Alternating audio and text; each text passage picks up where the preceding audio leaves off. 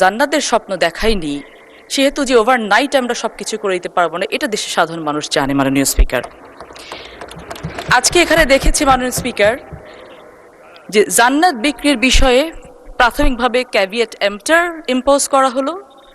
আলোচনায় অংশগ্রহণ করবেন নাটোর 1 আসন থেকে নির্বাচিত মাননীয় সদস্য ফারজানা শারমিন।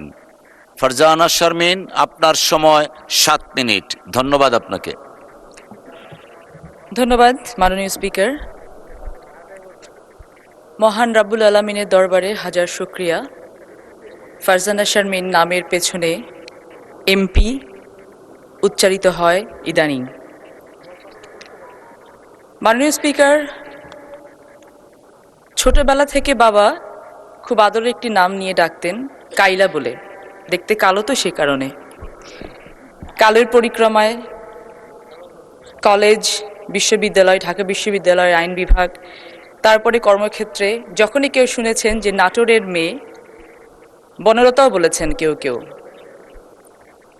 ইদানিং মাননীয় স্পিকার, আমাকে সবাই সব থেকে বেশি যেটা বলে চেনে সেটা হচ্ছে আমি নাটোরের বিটি, লালপুর বাগাতিপাড়ার বিটি। ধন্যবাদ জানাতে চাই, শুকরিয়া আদায় করতে চাই, কৃতজ্ঞতা প্রকাশ করতে চাই আমাদের বর্তমান সংসদ নেতা মাননীয় প্রধানমন্ত্রী জনাব তারেক রহমানকে। তার কারণে আজকে আমি এখানে এসে দাঁড়াতে পেরেছি। মাননীয় স্পিকার, ইদানিং মাঝে মাঝে আমাদের সংসদের তাপমাত্রা 25 ডিগ্রি এমনি এসি চলে, তারও একটি বেশি উত্তপ্ত হয়ে যায় আমাদের মাননীয় বিরোধী দলের সংসদ সদস্যদের কারণে। তো এরকম বিভিন্ন সময় আগেও হতো মাননীয় স্পিকার। মনে আছে ছোটবেলায় দেখতাম যখন এরকম সংসদ উত্তপ্ত হতো, তখন সামনে বসে থাকা আমাদের দেশনেত্রী, মাতৃ সমতুল্য নেত্রী বেগম খালেদা জিয়া পেছনের দিকে তাকিয়ে ইশারা করে মাননীয় চিফ হুইপকে বলতেন, পটলকে দাঁড় করিয়ে দাও।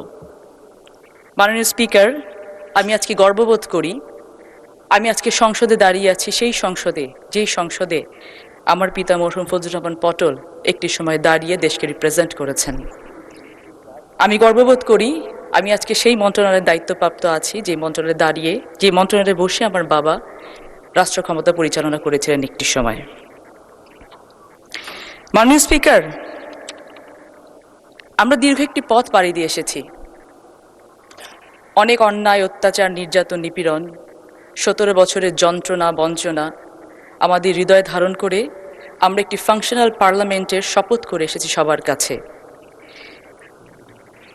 আজকে সকালের সেশনে মাননীয় স্পিকার, চট্টগ্রামের ওয়াটার লগ নিয়ে আমাদের চট্টগ্রামের একজন মাননীয় সংসদ সদস্য যেটা বলেছেন, জলাবদ্ধতা বাংলাদেশের প্রত্যেকটা সেক্টরে মাননীয় স্পিকার এই লগ তৈরি করা হয়েছে বিগত 17 বছর ধরে। ইনস্টিটিউশনগুলোকে মাননীয় স্পিকার ধ্বংস করা হয়েছে খুব পরিকল্পিতভাবে। আমরা যখন মানুষের কাছে ভোট চাইতে গেছি, পাড়ায় পাড়ায়, ঘরে ঘরে গেছি, মানুষকে আমরা স্বপ্ন দেখিয়েছি মাননীয় স্পিকার, একটি উন্নত বাংলাদেশের, যে বাংলাদেশে তাদের জীবন মানের উন্নয়ন হবে। তবে মাননীয় স্পিকার, এটা ঠিক, আমরা যেহেতু কাউকে জান্নাতের স্বপ্ন দেখাইনি, সেহেতু যে ওভারনাইট আমরা সবকিছু করে দিতে পারবো না, এটা দেশের সাধারণ মানুষ জানে। মাননীয় স্পিকার, আজকে এখানে দেখেছি মাননীয় স্পিকার যে জান্নাত বিক্রির বিষয়ে প্রাথমিকভাবে ক্যাভিয়েট এম্পটার ইম্পোজ করা হলো, পরবর্তীতে আবার অস্বীকার করা হলো যে না, আমরা এটা বিক্রি করিনি। কিন্তু মাননীয় স্পিকার, যে পথে হেঁটে হেঁটে তারা ভোট চেয়েছেন, সেই পথে তো আমরাও হেঁটেছি, আমরাও ভোট চেয়েছি।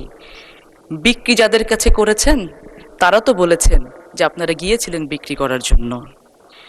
মাননীয় স্পিকার, একটা গল্প বলি, ছোট্ট একটা গল্প, জানি সময় অনেক কম, তারপর মাননীয় স্পিকার একসাথে কাজ করেছি, দয়া করে হয়তো আপনি কিছুটা সময় বাড়িয়েও দেবেন। This is the story about 4 people. মাননীয় স্পিকার, একটু মনোযোগ দিয়ে শুনতে হবে, এই 4 জন মানুষ এখানে যে কেউ থাকতে পারেন।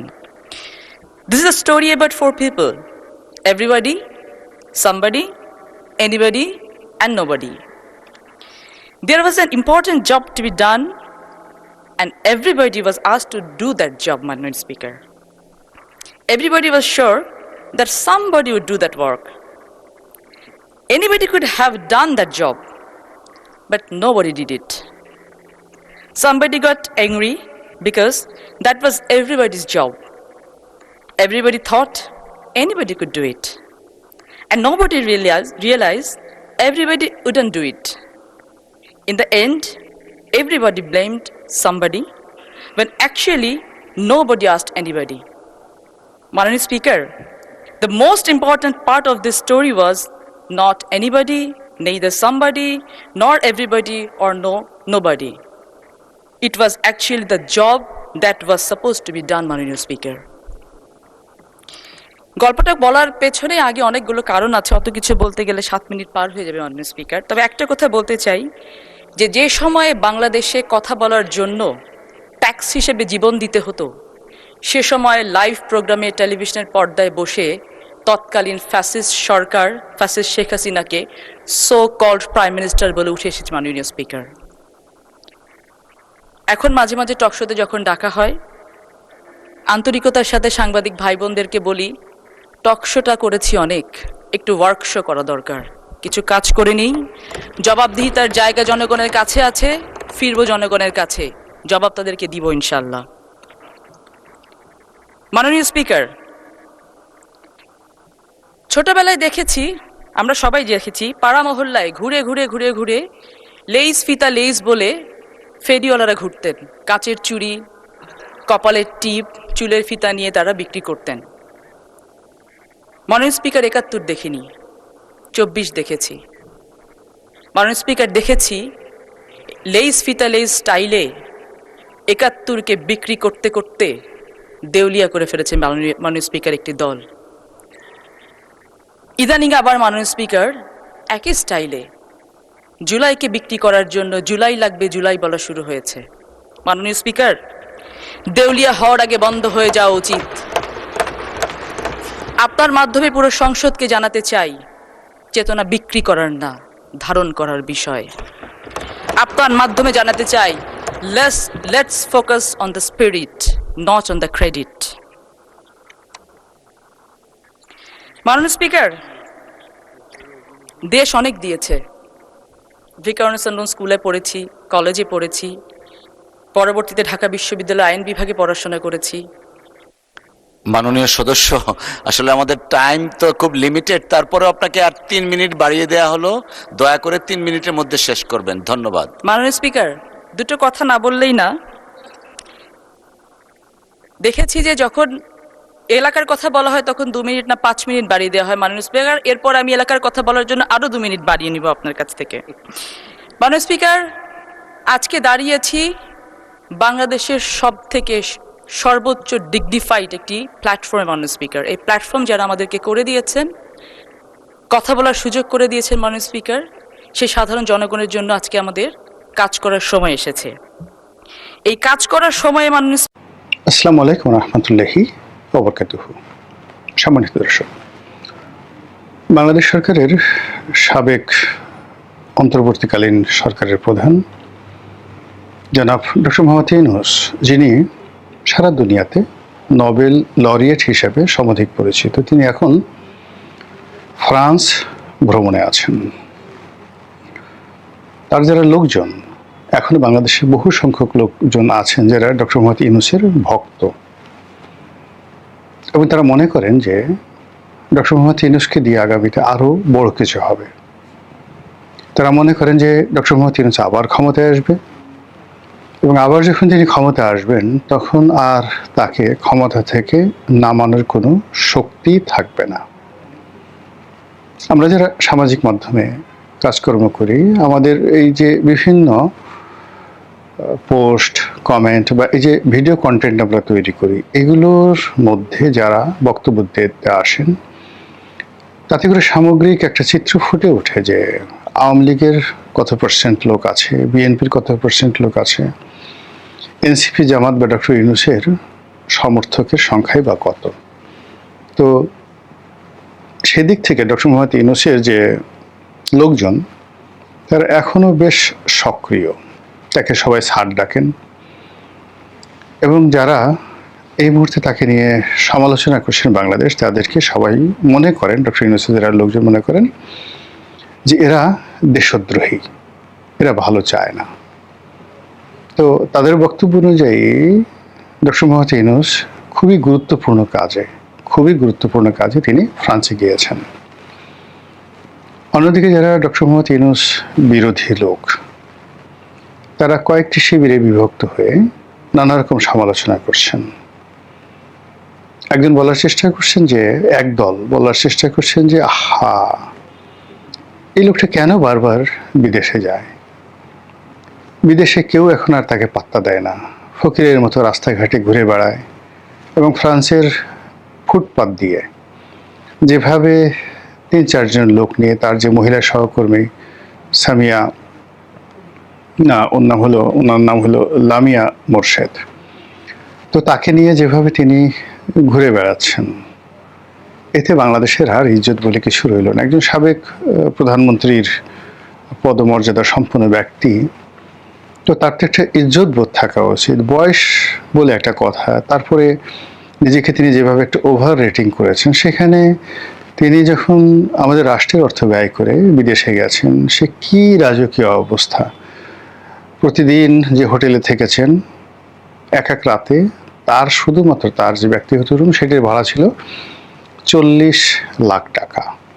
তো তার তো অভাব নেই, তিনি ইচ্ছা করলে একটা মার্সিডিজ বেঞ্জ গাড়ি বা একটা রোলস রয়েস গাড়ি কিংবা আরও যে সকল দামি গাড়িগুলো রয়েছে, সেই গাড়িগুলো ড্রাইভার সহ ভাড়া করতে পারতেন। নিজের টাকা দিয়ে ফ্রান্সের সেই রিস কার্লটন হোটেলে তিনি থাকতে পারতেন এবং ওখানে তাকে প্রোটোকল দেওয়ার জন্য, শুধু ওখানে নয়, সারা দুনিয়াতে যারা ধনী ব্যক্তি তারা যদি চায় যে তাদেরকে প্রোটোকল দেওয়ার জন্য 100 জন 200 জন সেনাবাহিনীর সদস্য, ওখানে অনেক private army, private police, private security guard, সব কিছু সেখানে অ্যাভেলেবল পশ্চিমা দুনিয়াতে।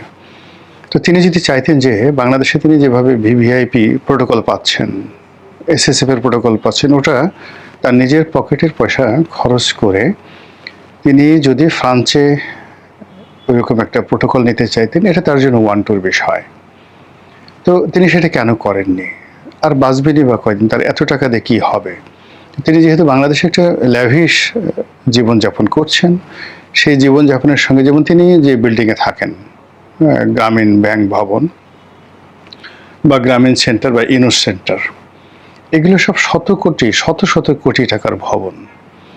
এখন 100 কোটি টাকার ভবনের মধ্যে থেকে তিনি এসি লাগাচ্ছেন না, বলছেন যে আমি খুব দিনহীন জীবনযাপন করি, আমি এসির মধ্যে থাকি না। আবার তিনি গ্রামীণ চেকের পাঞ্জাবি পরছেন, সাধারণ কেশ পরছেন, বলছেন যে আমি এরকম ফুটানি পছন্দ করি না। আরে বাবা, আপনি যদি ফুটানি পছন্দ না করেন, তাহলে এক রাতের ভাড়া 40 লাখ টাকা, সেই টাকা খরচ করে, রাষ্ট্রের টাকা খরচ করে আপনি থাকলেন কি করে সেখানে? আপনার কি একবার একটু বুক কাঁপলো না? তো ভালো কথা, আপনি এখন নিজের টাকা খরচ করে থাকেন। তো এইভাবে তার যারা সমালোচক, তারা কিন্তু বলার চেষ্টা করছেন। অন্যদিকে তিনি যে সকল জায়গাতে বৈঠকে গেছেন বা যাদের সাথে বৈঠক করেছেন, এখানে ফ্রান্সের একজন মন্ত্রী বা 2 জন মন্ত্রী, তাদের সঙ্গে কি একটা বৈঠক তিনি করেছেন, 20-25 জন লোক, তারপর তিনি সেখানে দাঁড়িয়ে বক্তব্য দিয়েছেন, লোকজন শুনেছে।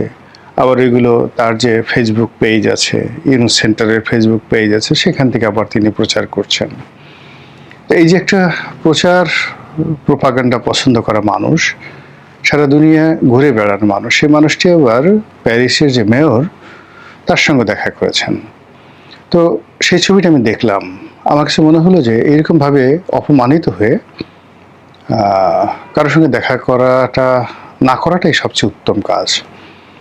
ছবি দেখে যেটা মনে হলো যে প্যারিসের মেয়র যিনি দেখা করেছেন ডক্টর মোহাম্মদ ইউনূসের সঙ্গে, তিনি পায়ের উপর পা তুলে খুবই অমনোযোগী এবং উদ্যত ভঙ্গিতে তার দিকে তাকিয়ে আছেন এবং সম্ভবত 2 থেকে 3 মিনিটের বেশি তাদের সেই বৈঠক স্থায়ী ছিল না।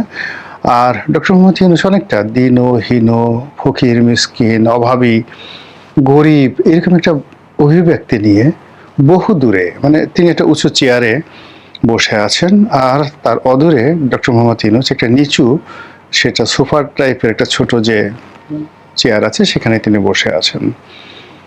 এরকম দৃশ্যের সঙ্গে আমি পরিচিতের কারণ হলো আমেরিকাতে আমি বেশ কিছুদিন কাজ করেছিলাম। ওখানে একজন নামকরা কংগ্রেসম্যান আছেন, ড্যানি ডেভিসের অফিসে। সে 7 বারের নির্বাচিত কংগ্রেসম্যান। তারপর আর্মস কমিটির চেয়ারম্যান ছিলেন 2012 সনে কার্ল লেভিন, সিনেটর। তার অফিসেও কাজ করার সুযোগ হয়েছিল। তো সেই সুবাদে শিকাগোর মেয়র, এই যে শিকাগো ডাউনটাউনের কংগ্রেসম্যান, এরপর মিশিগানের যে সিনেটর, এদের সঙ্গে কাজ করার ফলে ওখানকার যারা রাজপুরুষ আছেন বা রাজনীতিবিদ আছেন, যারা কতটা উদ্যত হন, অহংকারী হন, এটা নিজের চোখে দেখার সুযোগ হয়েছে। তো সেই অভিজ্ঞতার পাশাপাশি আবার তারা যখন রিগ্রেট করেন, যেমন দেখা গেল যারা বাঙালি আছেন, আমরা যারা সংসদ সদস্য হিসেবে সেখানে গিয়েছিলাম বা আমি গিয়েছিলাম, এখন আমাদেরকে সম্মানিত করার জন্য বা তাদের যে ক্ষমতা আছে সেখানে সেটা দেখানোর জন্য তারা বিভিন্ন মানুষের সঙ্গে আমাদের একটা বৈঠকের আয়োজন করে। তো গ্রামের একটা ছোট মেয়র, মাউন্ট প্রসপেক্ট নামক একটা গ্রাম আছে। তো সেই গ্রামের মহিলা মেয়রের সঙ্গে আমার দেখা হলো। তো তিনি সম্মান জানানোর জন্য একেবারে নিচে এসে দাঁড়িয়ে রইলেন।